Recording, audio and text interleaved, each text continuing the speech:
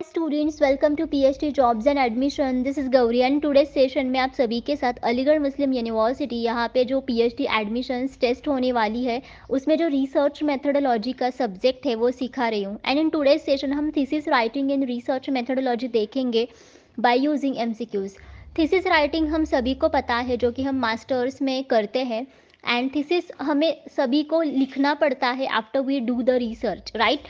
That's why thesis writing को लेकर आपको काफ़ी सारे एमसीक्यूज पीएचडी एडमिशन्स टेस्ट में पूछे जाते हैं कि थीसिस राइटिंग के सब पार्ट्स क्या है, कब थीसिस राइट करना चाहिए, कैसे करना चाहिए, देन रेफरेंसेस के बारे में आपको क्वेश्चंस पूछे जाते हैं। सो ये जो कॉन्सेप्ट्स है सारे वो मैंने इस सेशन में डिस्कस किए हैं but by using MCQs.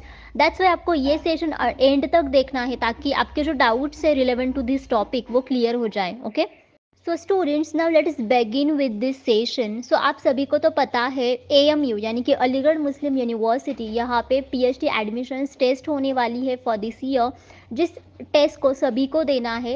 And इस टेस्ट में आपको 50% एमसीक्यूज रिसर्च मेथोडोलॉजी सब्जेक्ट के ऊपर पूछे जाते हैं एंड 50% एमसीक्यूज आप सभी को कंसर्न्ड सब्जेक्ट के ऊपर पूछे जाते हैं। एंड आप सभी को 50% या फिर उससे भी ज़्यादा मार्क्स को स्कोर करना है तब भी आप पीएचडी एडमिशन्स टेस्ट को क्वालिफाई कर पाओगे। सो इसे क्वालिफाई करने के लिए हम सारे स्टूडेंट्स को research methodology complete course provide करते हैं, जिस कोर्स की मदद से सारे स्टूडेंट्स रिसर्च मेथोडोलॉजी में काफ़ी अच्छे मार्क्स स्कोर करके पीएचडी एडमिशन्स टेस्ट को गारंटीड क्वालिफाई करते हैं। इसमें आपको full syllabus video lectures provide किए जाते हैं जिसमें थियोरीज एंड एमसीक्यूज दोनों के ऊपर भी लेक्चर सीरीज अवेलेबल है। आप सभी को full syllabus notes and mock test provide किए जाते हैं। सो बेसिकली हमारे पास ऐसे 10 मॉक टेस्ट अवेलेबल है। Each mock test contents 40 MCQs. That's why आपके ओवरऑल इसमें 400 एमसीक्यूज कवर हो जाते हैं। इन मॉक टेस्ट को सॉल्व करने के बाद आप जान सकते हो कि आपका प्रिपरेशन कहाँ तक हुआ है। इसमें आपको 1500 से भी ज़्यादा एमसीक्यूज का रिविजन पीडीएफ प्रोवाइड किया जाता है, जिस पीडीएफ की मदद से आप सारे टॉपिक्स को एक ही पीडीएफ में रिवाइज कर सकते हो। एंड आपको 80% एमसीक्यूज इसी पीडीएफ में से मिलते हैं out of 100% MCQs in the research methodology section of the PhD admissions test at AMU. और ये जो सारा स्टडी मटेरियल है ये आपको हिंदी एंड इंग्लिश इन दोनों ही लैंग्वेजेस में प्रोवाइड किया जाता है। सो स्टूडेंट्स, अगर आपको कंप्लीट कोर्स को परचेस करना है देन इधर आप ग्लोबल ऑनलाइन ऐप डाउनलोड कीजिए फ्रॉम द प्ले स्टोर, जिसके लिए मैंने लिंक इस वीडियो के डिस्क्रिप्शन बॉक्स में आप सभी के साथ शेयर की है, या फिर आप स्क्रीन पर दिखाई गए कौन से भी व्हाट्सएप नंबर पर जाकर व्हाट्सएप थ्रू ओनली मुझे कॉन्टैक्ट करके इंक्वायरी कर सकते हैं। कोर्स की फ़ीस है सिर्फ 699 एंड इन कम फीस में हम सारे स्टूडेंट्स की गारंटीड सिलेक्शन करवा देते हैं। सो स्टूडेंट्स, ये रिसर्च मेथोडोलॉजी कंप्लीट कोर्स जो है which is nothing but a research methodology revision package, जिसकी मदद से आप काफ़ी अच्छे तरीके से पढ़ाई करके पीएचडी एडमिशन्स टेस्ट को क्वालिफाई कर ही सकते हैं। Okay Students, now let us start with our today's session. Now the question one is, a research paper evaluated by other experts either for publication or presentation at a conference is considered to have undergone. Okay, so students, अगर किसी other expert ने हमारा research paper evaluate किया है ताकि हम उसको हम पब्लिश कर सके या फिर किसी भी पब्लिकेशन में हम उसको पब्लिश करने के लिए दे सके, या फिर अगर आपको उसको किसी भी कॉन्फ्रेंस में प्रेजेंट करना है, देन अगर किसी भी अदर एक्सपर्ट हमारे रिसर्च पेपर को इवैल्यूएट करता है देन उस चीज़ को बेसिकली क्या कहा जाता है? So whether it is called as peer review or public review or private review or research review. So students, the correct answer for this question is one, that is peer review. So students, इसे peer review कहा जाता है। peer review का मतलब होता है कि other academic experts अगर कोई भी रिसर्च पेपर इवैल्यूएट करता है with in the same field, okay, ताकि उस रिसर्च पेपर को हम पब्लिश कर सके, ताकि उस रिसर्च पेपर को हम किसी भी कॉन्फ्रेंस में या फिर सेमिनार में प्रेजेंट कर सके।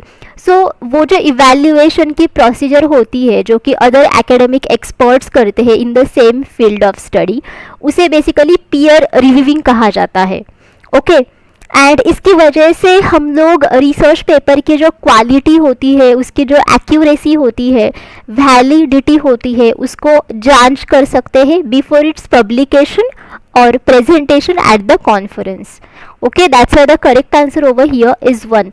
एंड जो लोग इसे रिव्यू करते हैं, मतलब जो एक्सपर्ट्स बेसिकली रिसर्च पेपर को रिव्यू करते हैं, उन्हें भी रिव्यूवी या फिर रेफरी ऐसा कहा जाता है. Okay, now next is the sources of data और the source of data in research in which an author has evaluated and summarized previous research is known as. so इनमें से कौन सा डेटा का सोर्स ऐसा है जिसमें ऑथर ने पहले से ही प्रीवियस रिसर्च को इवैल्यूएट किया है एंड एज वेल उसको समराइज करके रखा है. So whether it is primary source, whether it is secondary source, whether it is encyclopedias और whether it is bibliographies. So students, primary source ये एक फर्स्ट हैंड एविडेंस होता है और यू कैन से कि it's a first hand source और primary source. Okay, मतलब जहाँ पे वो डेटा कोई भी रिसर्चर या फिर एक्सपर्ट क्रिएट करता है, वहाँ से ही जब भी आप उसको कलेक्ट करते हो उसे प्राइमरी सोर्स ऑफ डेटा कहा जाता है. Okay, what is secondary source? Secondary source यानी कि जब भी आप प्राइमरी सोर्स एक किसी भी जगह पे इकट्ठा कर लेते हो, this is called as the secondary source. So the example of secondary source is bibliographies. देखो, बिब्लियोग्राफीज में काफ़ी सारे रेफरेंसेस की लिस्ट होती है, उसमें बुक्स की लिस्ट होती है जिनको आप रेफर करते हो. सो यानी कि इसमें सेकेंडरी सोर्स होता है. Secondary source includes the second hand information. जैसे कि अगर आप इंफॉर्मेशन किसी भी बुक्स में पढ़ते हो या फिर इंटरनेट पे पढ़ते हो, सो ये इंफॉर्मेशन बहुत सारे लोगों ने इकट्ठा करके वहाँ पे लिख दी होती है and that's this is not a first hand information. So इसे सेकेंडरी सोर्स कहा जाता है.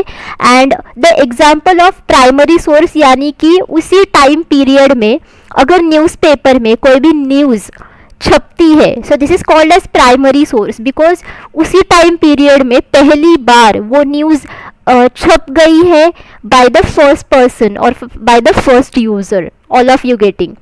And the remaining option is encyclopedias. so what is this encyclopedias?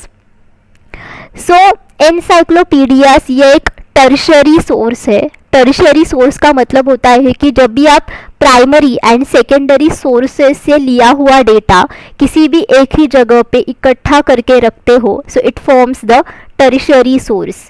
Okay, so यहाँ पे बेसिकली आपको काफ़ी सारी एक्सटेंडेड इंफॉर्मेशन मिलती है अबाउट द स्पेसिफिक टॉपिक या फिर about the specific time period या फिर about the person in the form of entries arranged in alphabetical order.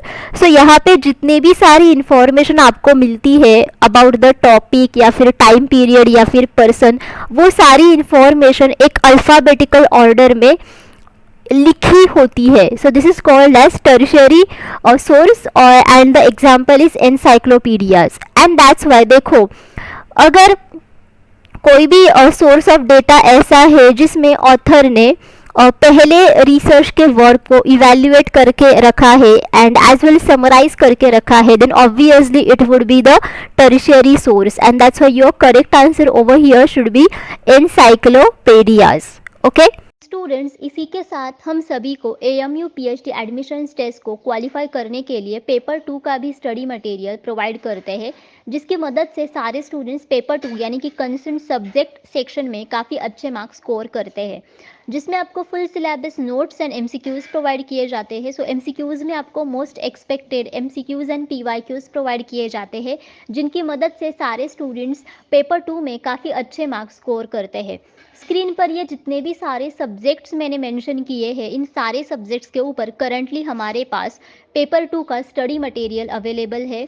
If you want study material for any other subject then आप मुझे comment करके पूछ सकते हैं.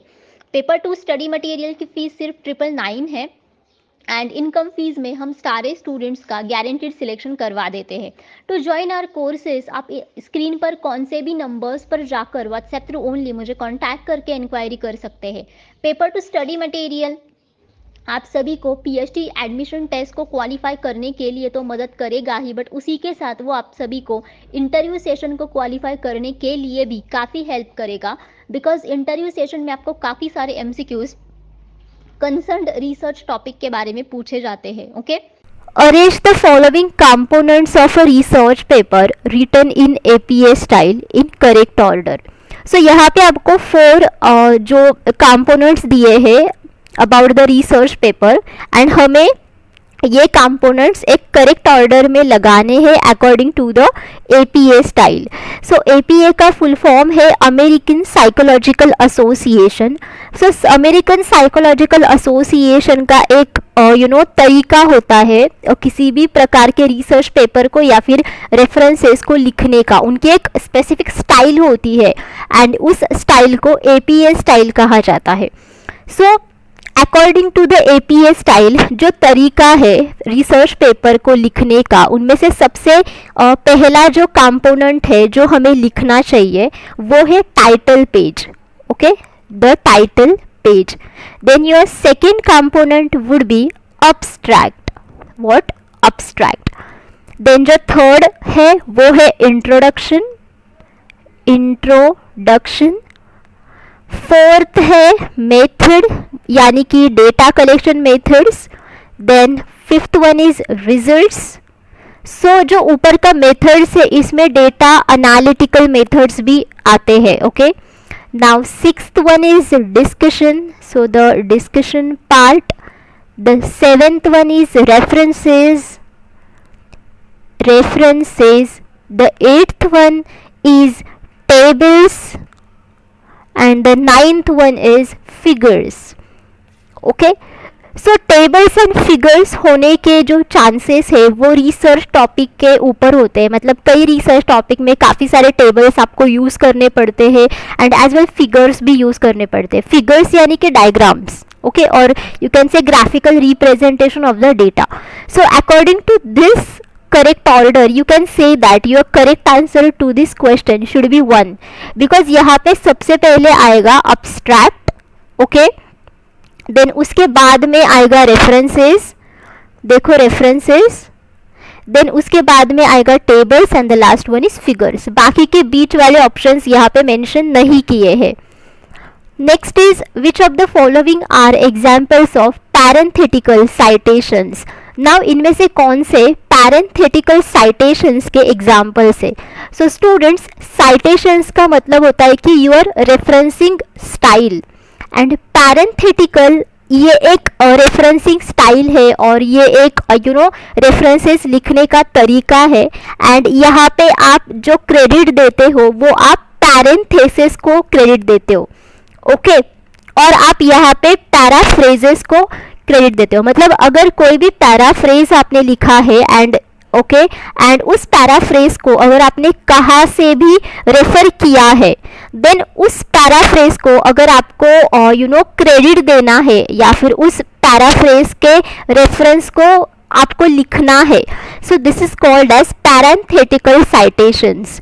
सो I can give you the example. जैसे कि देखो, for example this is a sentence. Choose the most appropriate answer from the options given below.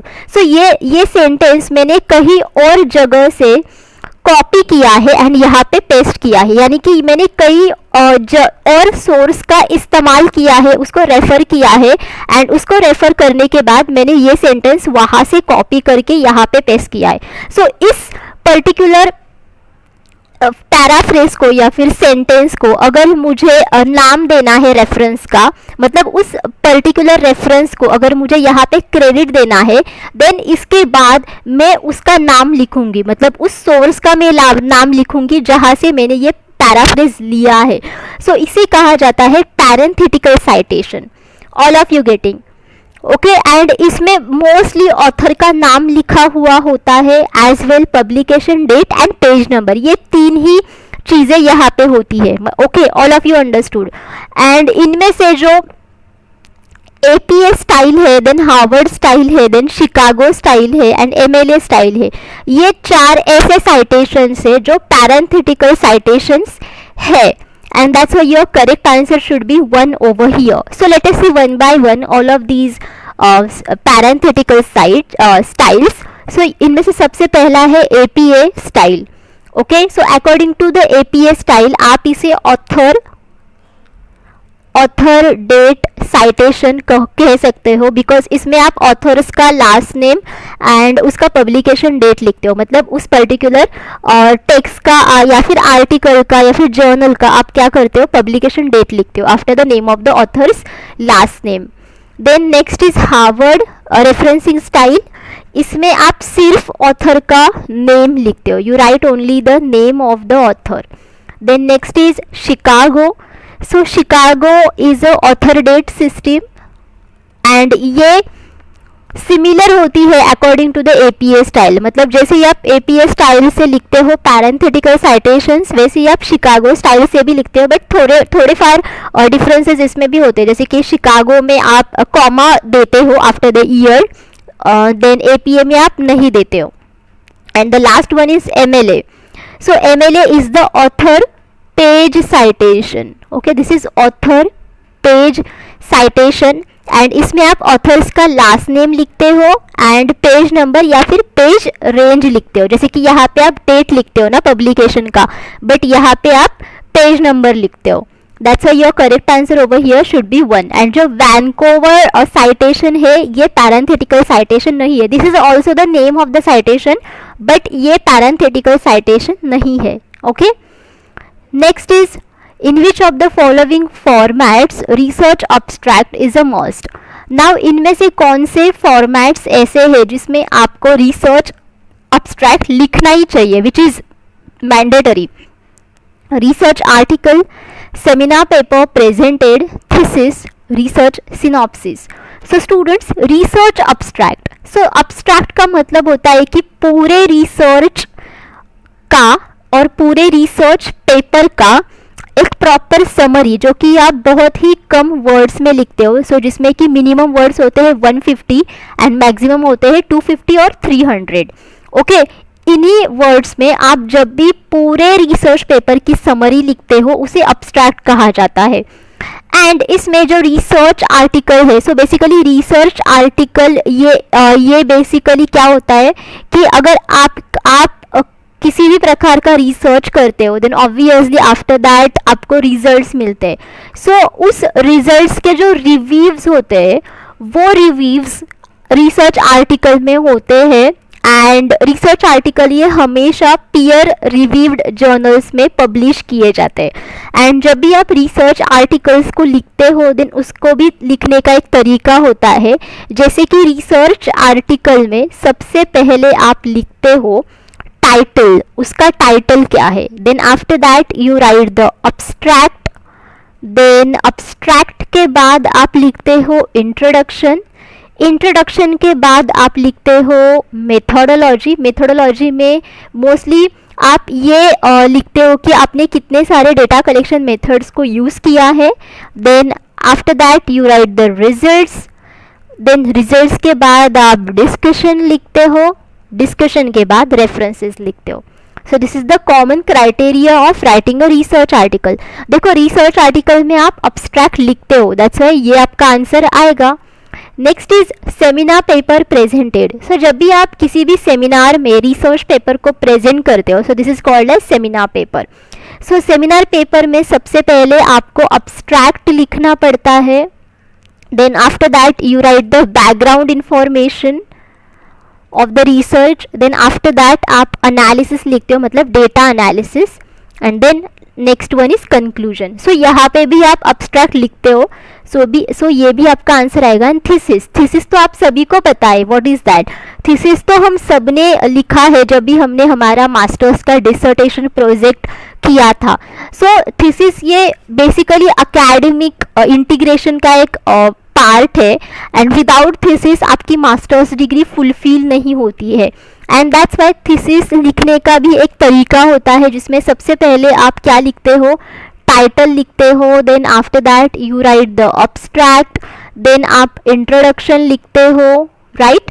Then after that you write the review. Review यानी कि literature review. Then methodology. Then after that you write the results. Results के बाद आप discussion लिखते हो, right. Discussion के बाद आप बिब्लियोग्राफी लिखते हो, okay.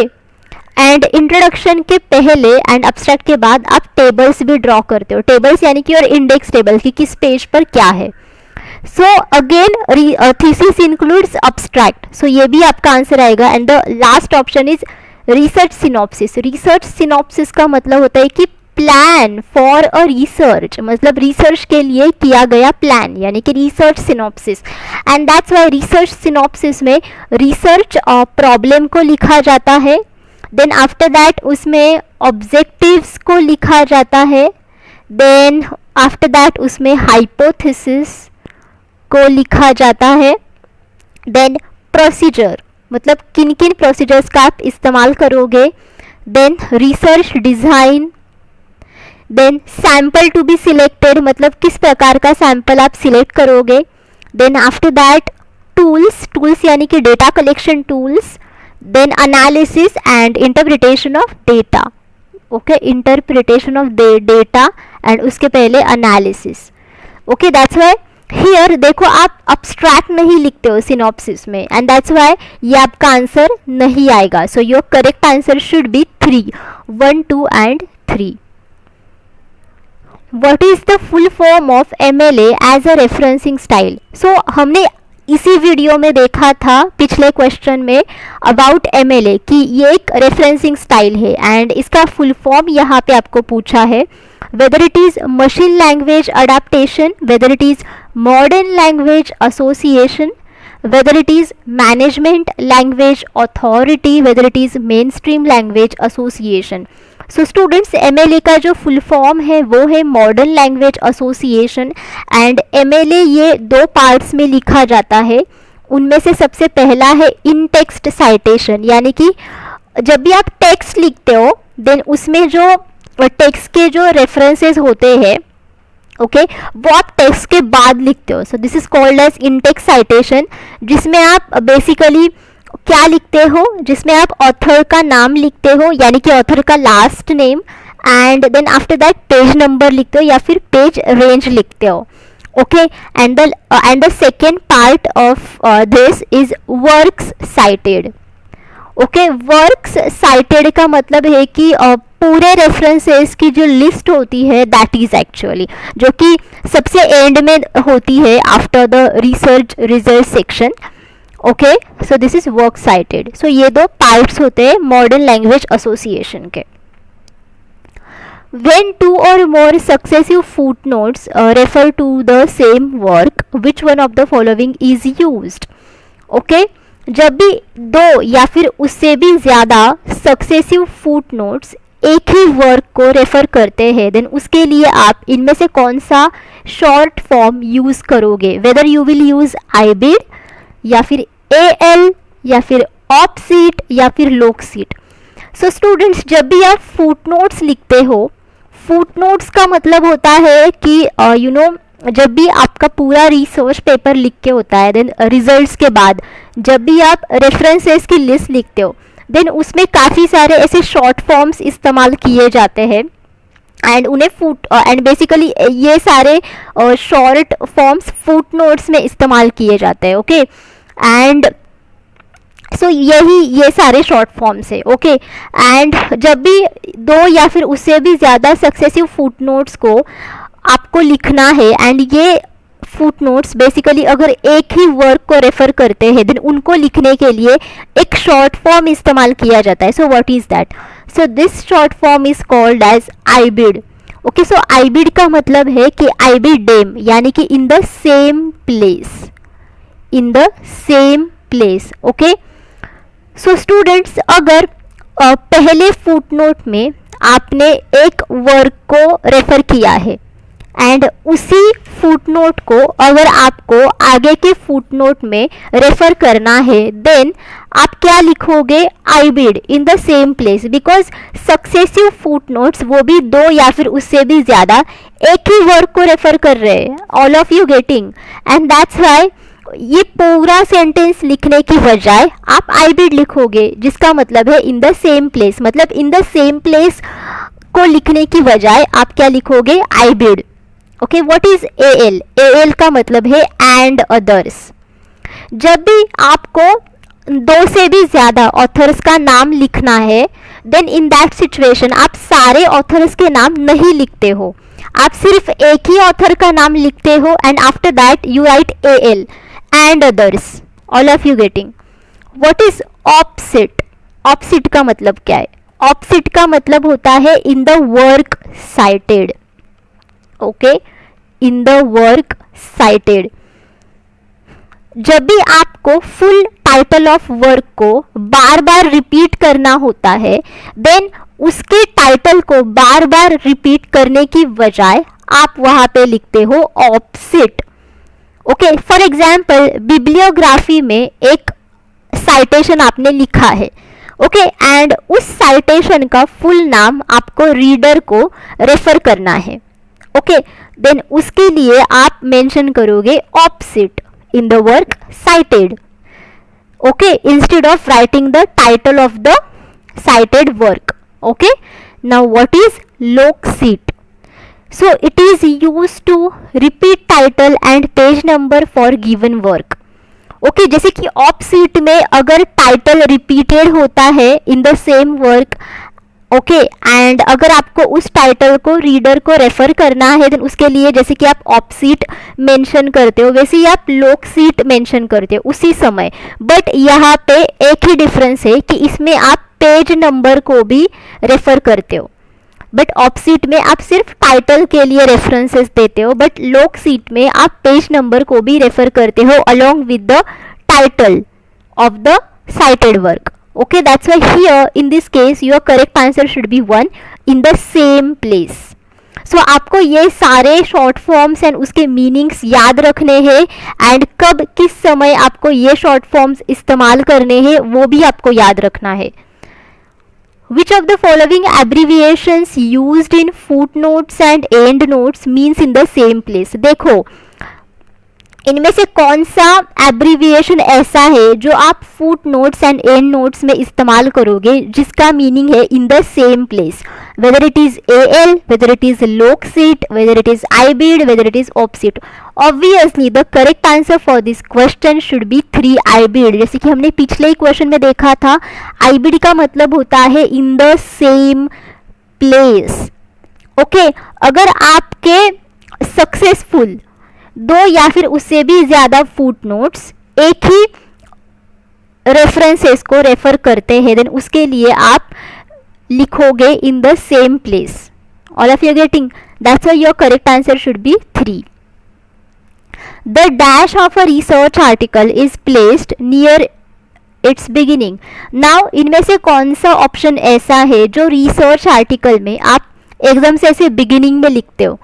So whether it is summary, whether it is abstract, whether it is synopsis, whether it is preface.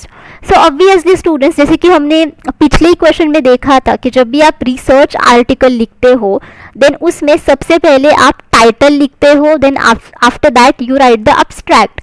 So यहाँ पे टाइटल तो ऑप्शन है नहीं, so the next option is abstract. That's why your correct answer for this question should be abstract, because ऐसे situation में आप क्या लिखते हो? abstract. समरी भी एक सारांश होता है, बट समरी ये बहुत बाद में लिखी जाती है and summary basically research article में नहीं लिखते। रिसर्च आर्टिकल में जो लिखा हुआ होता है which is exactly abstract. And synopsis, हमने सिनॉप्सिस भी देखा, यानी कि रिसर्च सिनॉप्सिस, राइट, जिसमें आप क्या लिखते हो? बेसिकली जिसमें आप प्रॉब्लम लिखते हो, ऑब्जेक्टिव्स लिखते हो, hypothesis, procedure, design, sample to be selected, tools, analysis and interpretation of data. So research synopsis में बेसिकली अब्स्ट्रैक्ट नहीं लिखा हुआ होता है। एंड प्रीफेस, प्रीफेस ये किसी भी बुक को रीड करने से पहले लिखा हुआ होता है जिसमें बुक के बारे में इंफॉर्मेशन होती है एंड एज वेल ऑथर के बारे में इंफॉर्मेशन होती है, एंड अगर ऑथर को किसी दूसरे ऑथर को क्रेडिट देना है देन उसके लिए भी वो प्रीफेस में वो सारी चीज़ें मेंशन करता है। But here in this case your correct answer should be 2, that is abstract. The term op cit stands for. ना ऑपोजिट का मतलब क्या है? As cited above, as cited opposite, as cited in the appendix, as cited in the bibliography. So students, op cit का मतलब होता है कि in the work cited. Okay, in the work cited. So इसका मतलब होता है कि एज साइटेड अबव. बिकॉज जैसे कि हमने पिछले ही क्वेश्चन में देखा था इन दिस वीडियो कि जब भी आपको एक ही फुल टाइटल ऑफ वर्क को बार बार रिपीटेटिवली लिखना पड़ता है या फिर रीडर को रेफर करना पड़ता है, देन बार बार रिसर्च वर्क और साइटेड वर्क का टाइटल लिखने की बजाय आप साइटेड अबव लिखोगे, यानी कि ऑप्सिट लिखोगे, जिसका मतलब होता है कि as cited above or the in the work cited. That's why here your correct answer should be 1. So students, thank you for watching this session. So if you have any doubts, you can ask me in the comment box.